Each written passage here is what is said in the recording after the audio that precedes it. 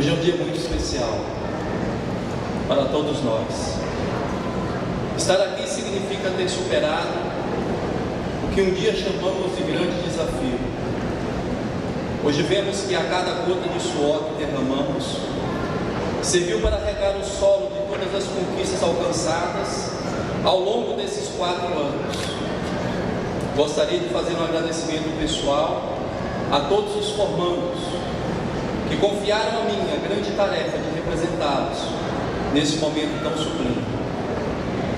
E por falar em sublimidade, gostaria de agradecer a Deus por nos manter em pé, quando nossas pernas não puderam manter o peso do nosso corpo cansado pelas lutas de nosso dia a dia. Quando iniciamos, sabíamos que grande seria a jornada que teríamos pela frente. Sabíamos que as provas pelas quais passaríamos exigiriam de cada um de nós o nosso melhor. Foram dias e noites onde a cada momento nosso caráter foi forjado no calor das provas. Mas foi nos momentos de angústia que mais experimentamos o refrigério do Senhor.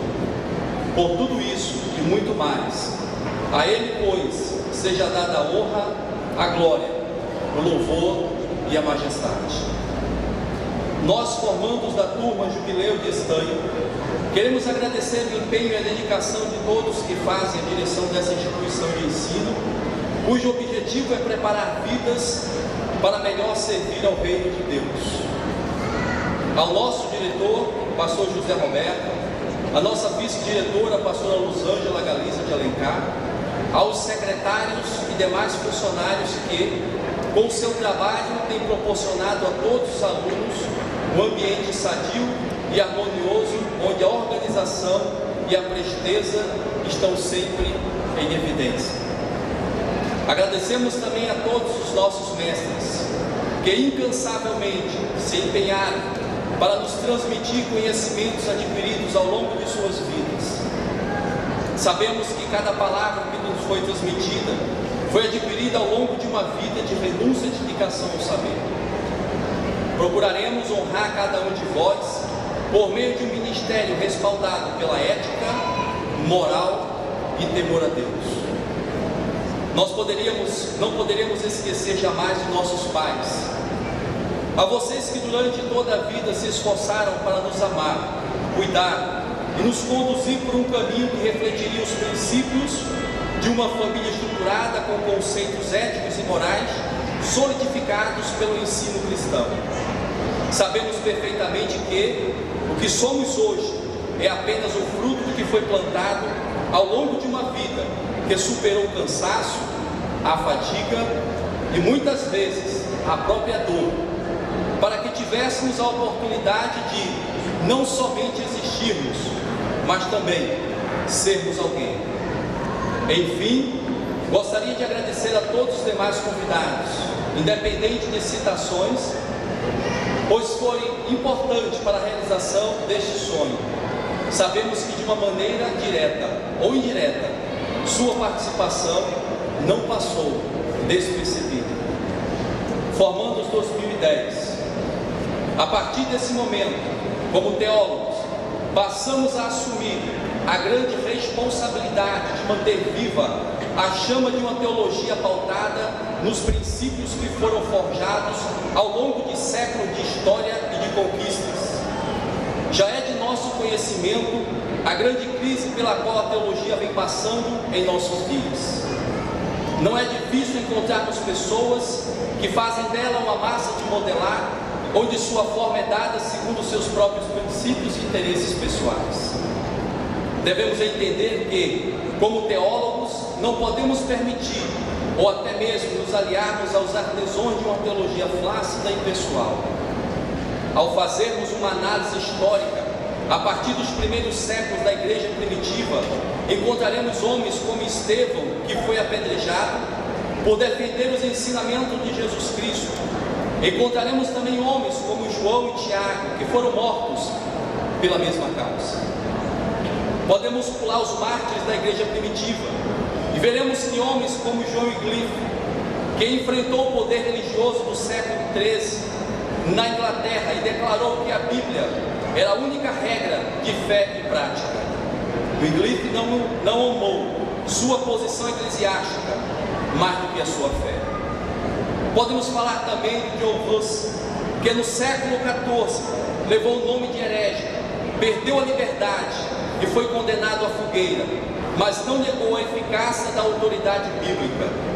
Sua morte na fogueira não apagou sua fidelidade à verdadeira fé, antes acendeu a chama para que a reforma se iniciasse no século seguinte.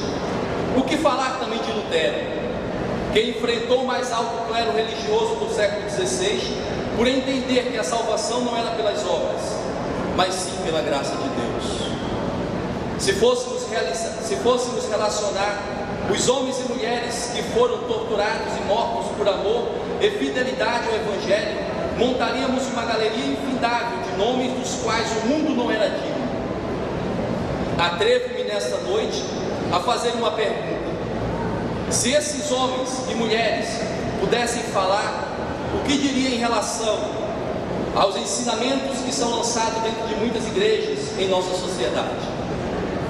Por certo, chorariam amargamente pela falta de zelo, respeito e equilíbrio de muitos.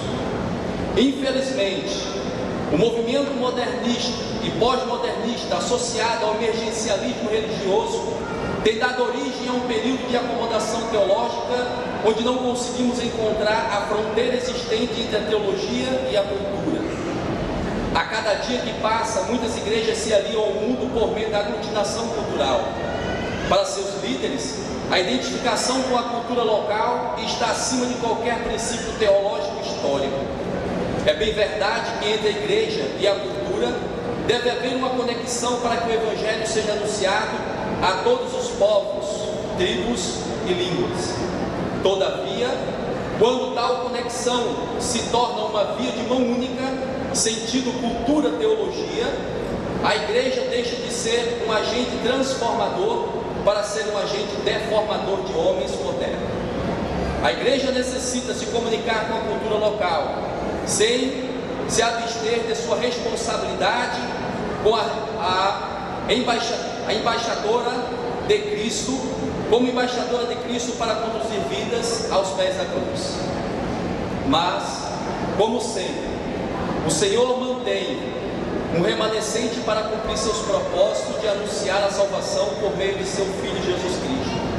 E a esses homens e mulheres compromissados com a verdade, ética e responsabilidade, que devemos nos unir a fim de mantermos a chama de uma teologia viva, sempre acesa. Nossa responsabilidade é fazer valer cada gota de sangue derramado por nossos irmãos no passado, de modo a vivermos pelo Evangelho e movermos por Cristo. Como disse o apóstolo Paulo, porque se vivemos, para o Senhor vivemos, se morremos, para o Senhor morremos. Quer pois vivamos ou morramos, somos do Senhor. Obrigado.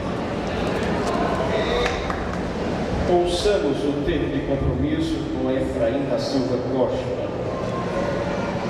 E logo após, o formando Josué Moraes Bertão receberá em grau de bacharel, representando os demais formandos. Graça e paz a todos. Peço a meus irmãos e também formandos comigo que fiquem de pé, todos os formandos.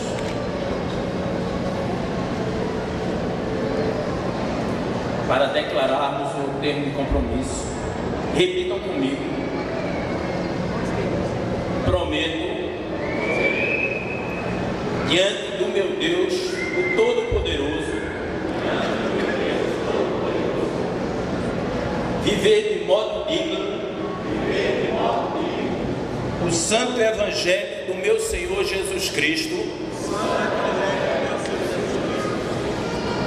anunciar a sua palavra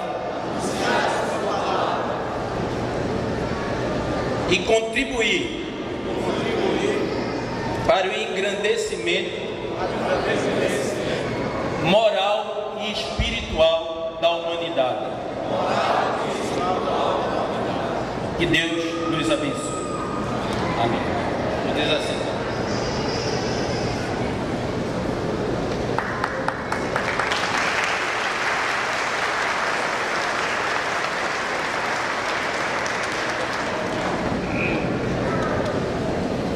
Como diretor da Faculdade Teológica da Assembleia de Deus em Abreu Lima, eu confiro o grau de bacharel em Teologia. Abrem-se abertas ou fechadas por Deus.